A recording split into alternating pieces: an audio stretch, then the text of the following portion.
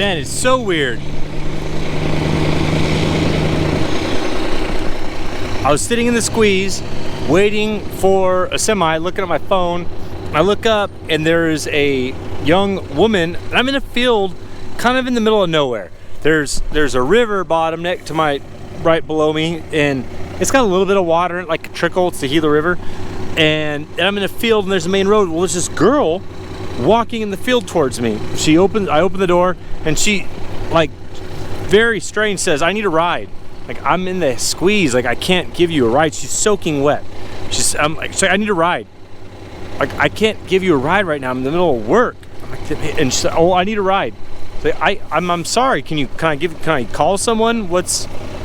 How can I help? And she just turns and walks away. What the heck? That is really weird. Then I start thinking to myself, man, I just finished this book, and Tim Kennedy's book, and he talks about how he's like dealing with the trafficking of young women. I'm like, man, well, now I feel guilty. I didn't do more to help this young lady, because she looked like she's probably under 20, 18, 19, 20-ish, I don't know, somewhere around there, soaking wet right by this river. There's nothing else around here. So I'm like, man, what if she just escaped somewhere, something? So then I call the police. I'm like, hey, it's really weird. This random girl with nothing, no water. It's hot out. It's like noon, no water. She has shoes on and clothing, so that's good. But just walking through this field, like what? Like, just something probably needs to happen, right? So the cop comes out and he's like, man, this is weird. This is really weird.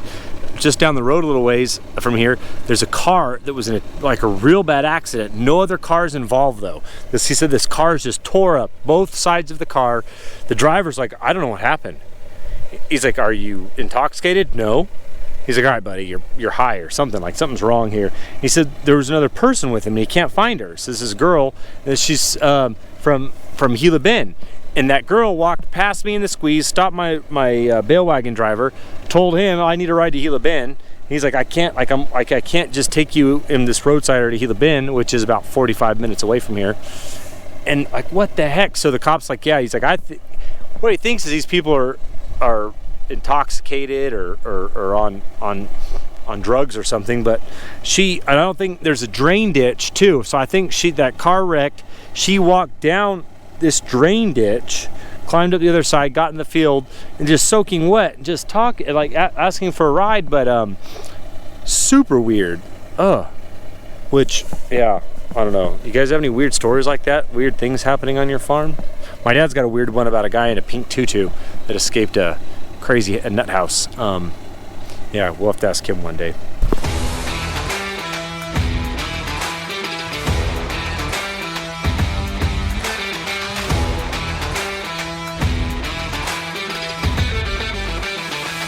We're making hay.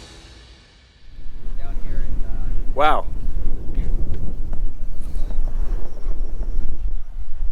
There's rain clouds everywhere.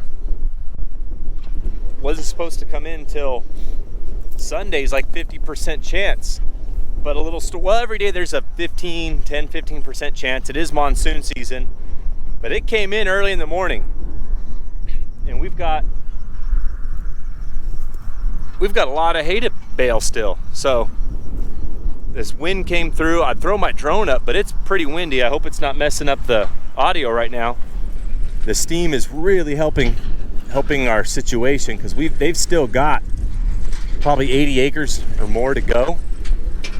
They already baled 40 this morning and jumped into this field. It's a pretty big field. Having the steamers helps a lot, because with the prices so high, we're gonna have to pay quite a bit of money for this hay. If we didn't have these steamers, and this wind was blowing it and just making it dry, we'd be paying a lot of money for ugly hay.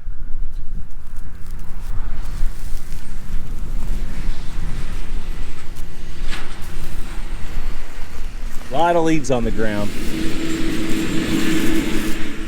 The trick with the steamers, you can't bale with a lot of green stem, with a lot of greenness in the stems. It has to be dry. And we're pushing this stuff it's a little bit green, but with these storms coming in, we need to get it baled up so they can't run too much steam. But we're pushing the boundaries with how much steam they should be running right now. I think he said they're at 45 to 50%. The Gazika is just showing a lot of moisture, but we've got to get this hay up. We've got to get it out of here. And like I said, we're paying a lot of money for it, so we can't let it just look terrible. So we're doing our best. So here's a big piece at the wind. If you see, it kind of made a pass, right? Well, it's all over here. I shouldn't say it made a path through here, but yeah, there's just hay all over the place. This hay got a little bit old. Little seed pods. Break these open and there's seeds inside.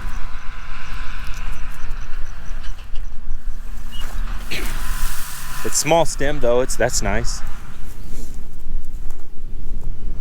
If you can see the steamers over there, tractors. We'll drive over there next. This wind, I wish it would stop being windy. It would make some real nice hay. But it's also nice. It's not very warm. It's not very hot right now. It's probably 80 in the upper 80s. So these guys are gonna be able to bale. If this cloud cover stays up, they'll be able to finish all of this field, which is nice. Because if the sun comes up, they're gonna be running 90% steam to make nice hay. And when it's really hot, it just doesn't make as good a hay. So hopefully this cloud cover stays here, that'll be somewhat of a saving grace. But yeah, it's just not in a great situation with this weather coming in.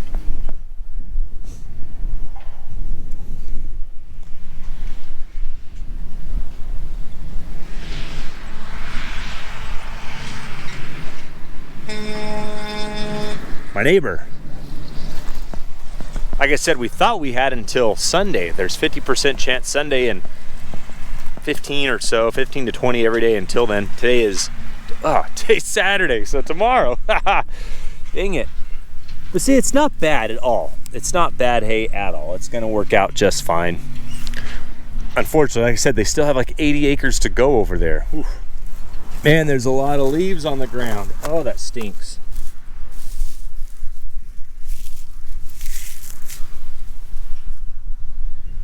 A lot of that could have came from the wind too. When it's real windy, it shakes the hay, but it's most of it's just from the balers.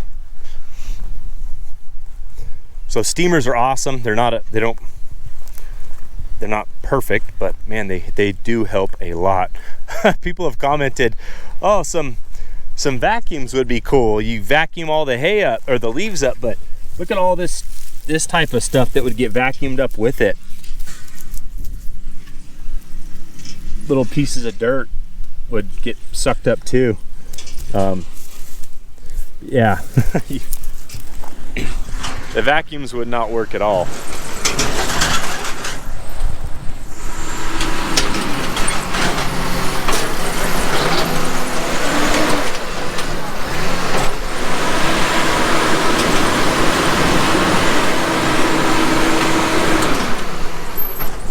As I'm driving along, catch up to these balers. Oh, there's a lot of rolled around hay. I'm gonna try to put my drone up. I want you guys to see this.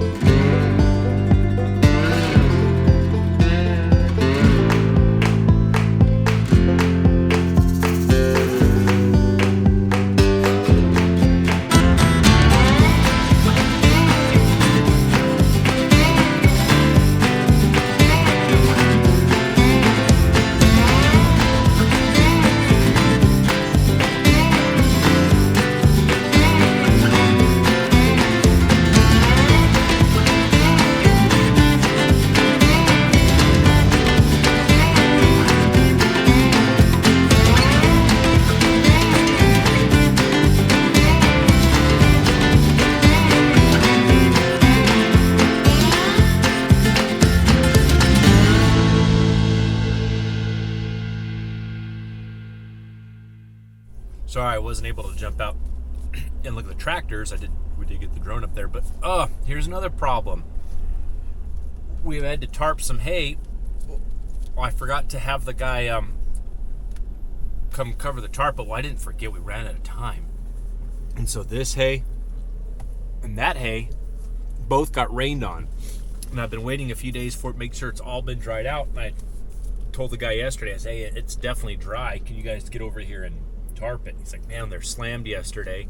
We'll get over there tomorrow. Well, now it's tomorrow, and it's been raining. Luckily, it's not a heavy rain. I think if the sun comes out for a few hours, it'll dry that out. We just need it to stop raining. And in this situation, I need the clouds to go away. On the balers, I need the clouds to stay, because it's 81 degrees right now. And if it stays in the 80s, we can bale a lot of hay with those steamers. So, on one hand, for this hay in the tarp, I need the clouds to go away. On the other hand, I need the clouds to stay. So, yeah, that's what I'm up against at the moment. You can see the road it's been raining. It's wet looking. I was going to try to move some hay before it rained any more out of the field, but looking at the weather and my phone, it's going to dry up a lot. I think our best option is just to sit, let it wait, let the sun come out after a few hours, dry everything out, and then we'll start moving hay again. In the meantime, I need to figure out where to put it. In the last video, my barns are all full. Luckily, we've been selling hay. We always sell hay out of one barn, a specific barn. We've been pulling hay out of barn 10, so barn 10's got quite a bit of space in it. I think we'll be able to put all this hay in barn 10. Barn 10, it's like a mid number one, not like awesome hay, but not bad hay. It's hay I could give to any customer and not feel bad about it, or if they complain, I would say, look, I know it's nice hay. Especially the feed stores. The feed stores are the main person we need to keep happy, because they are such large buyers. But this hay, any feed store could take this hay and it would be good. It's just not the awesome number one hay they like. Got a line of some cars. Now's the time to come when it's cool. Loading up with some hay. Okay, remember, barn 8 has a room for 1, 2, 2.5 trucks. I know there's half a load out there, so I could send it the half load there. Barn 10, look at here's barn 10. It's half empty now. We've sold quite a bit of hay out of here, so I can put a lot of hay in barn 10 yet. There's 1, 2, 3, 4, 5 open bays. Each bay holds 6, so I could put 30 truckloads right there easily. If you're new to the show, last year we had a terrible year for our Bermuda grass. It kept getting, we either didn't cut it because the storm was coming in, so it got too old, and when it gets too old, it turns brown. The bottom half of it turns brown, and so it's not rained on, but it's not pretty. Or we cut it and it got rained on. Right now we are in the exact same scenarios we were last year. First 2 cuttings got rained on. Now it's ready to be cut, but we've got rain all next week and we're not going to cut it. So now I'm going to have first 2 cuttings rained on. Third cutting is going to be old and brown, which, oh my gosh. So for 2 reasons that's not good, right? The first reason being we spend a lot of money on fertilizer. We put down 200 pounds of dry fertilizer per acre every single cutting, and fertilizer is extremely expensive right now. So right away, all my fertilizer costs are worthless now, because the quality's not there. We're going to lose, I'll have to do the math on the acres, but we're going to lose a lot of money in fertilizer alone. Second, it means I'm going to have to buy a lot of Bermuda from outside sources, which I don't like doing, because anytime, like I've talked about with hay, anytime I'm purchasing a product, I am losing control of it. And a lot of times I have to buy it sight unseen. I used to never buy anything sight unseen, but I've gotten too busy to where I can't run all over and look at stuff before we pick it up. I just gotta say okay and take it. So yeah, so I'm gonna end up having to buy Bermuda without looking at it, probably out of California. That's the closest place with decent Bermuda. So those are my two biggest problems, the two biggest issues. And then when I have to do that, our margins go from fairly large to, because it's not our field, you know, I'm paying for it. I still got to get this barn fixed. I don't know when that's gonna be. There's another issue. You see a lot of daylight in the tin up there. And so any rain is going to go right down into that hay. That's going to be a huge issue.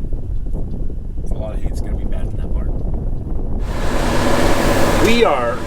The store is extremely busy today, which I'll show you.